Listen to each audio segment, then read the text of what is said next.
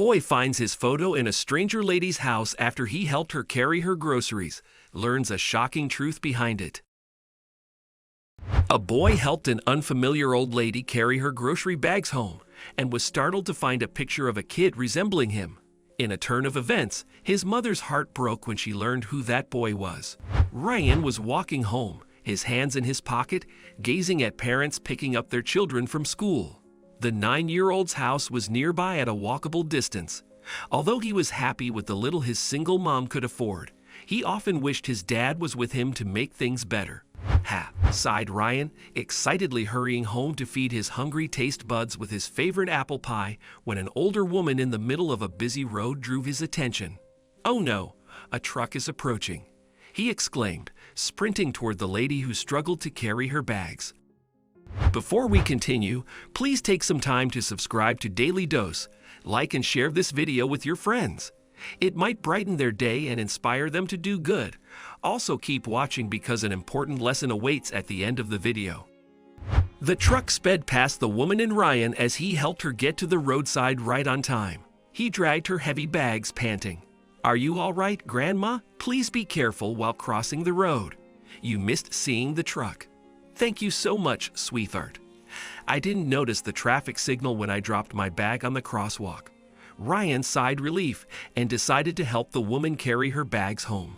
"Are you sure? Won't you be running late?" the woman asked him. "No, my house is nearby." "Where is yours, Grandma?" "I'm Ryan, by the way." Franca introduced the woman. "My house is a 10-minute walk from here." "Okay, let's go then," said Ryan, lifting the heavy bags.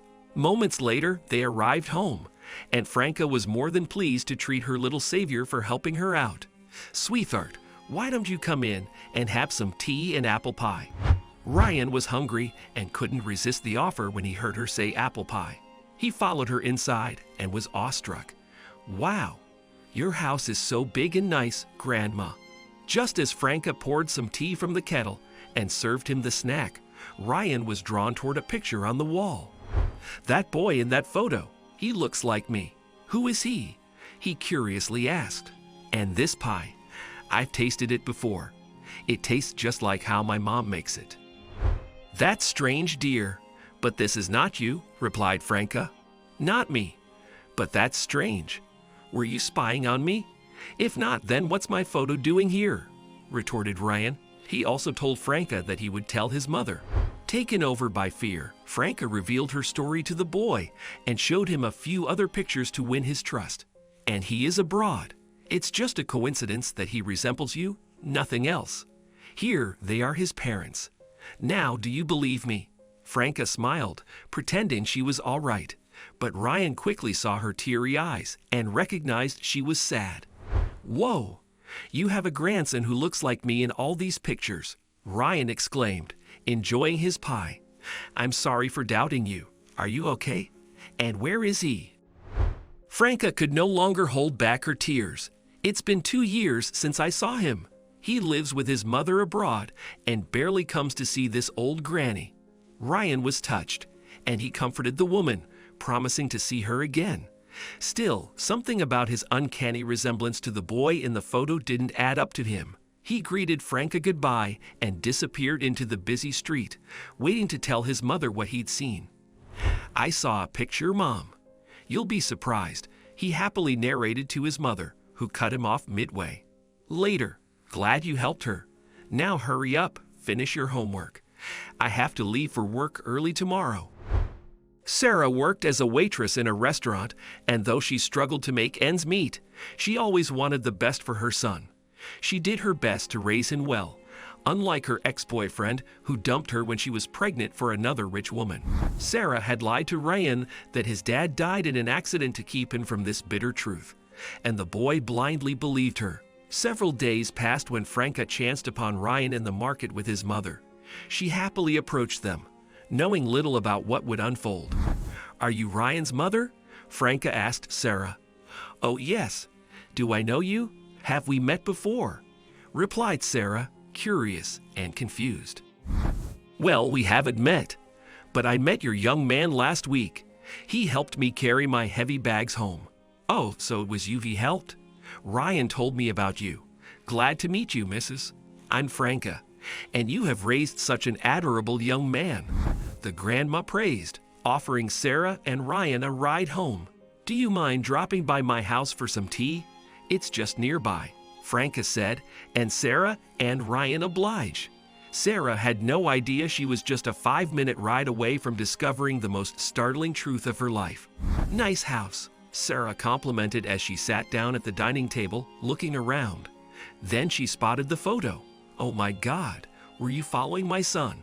How dare you? She fumed. No, Sarah, you got it all wrong, Franca said, turning pale after seeing Sarah's face flush red. Then what is my son's photo doing in your house? Franca hated having to cry again, but she was left with no choice. She became teary-eyed as she narrated her story to Sarah. It's been 2 years since I saw my grandson, Kevin, she explained. Wait a minute, your grandson resembles my son. How do you explain that? Sarah retorted, still suspecting something. One sec, let me show you something, said Franca, who left and returned seconds later with a photo in her hand. This is my son, David. He died 3 years ago in a car crash. Kevin is his son. Sarah's eyes started to glow with tears. An eerie spark lit her face, and she began to stammer. David was your son? As it turned out, David was Sarah's ex-boyfriend who had dumped her when she was pregnant. He left her to marry a rich woman and never returned to her again. Sarah collapsed on the couch with the photo, narrating her tragic past to Franca, who was equally shocked. Sarah showed her an old picture she had of David as proof. He even taught me how to make an apple pie, saying it was your favorite recipe, cried Sarah. Oh my, I'm so sorry my son did this to you, Sarah. I don't know what to say. Speechless and startled, Sarah hurried home with Ryan. She still could not shake the fact that such a shocking truth had come to light after so many years.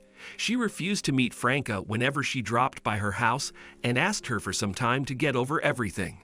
Please, I will see you when I am really out of it. For now, I need some time to get over this. Please, I hope you understand, she begged Franca during her last visit. Several weeks passed, and Sarah did not see nor hear from the woman again. One morning, she was about to leave to see Franca when she got a call from an unknown number, asking her to visit a realtor's office for some paperwork. Mrs. Franklin has left you her house and bank balance.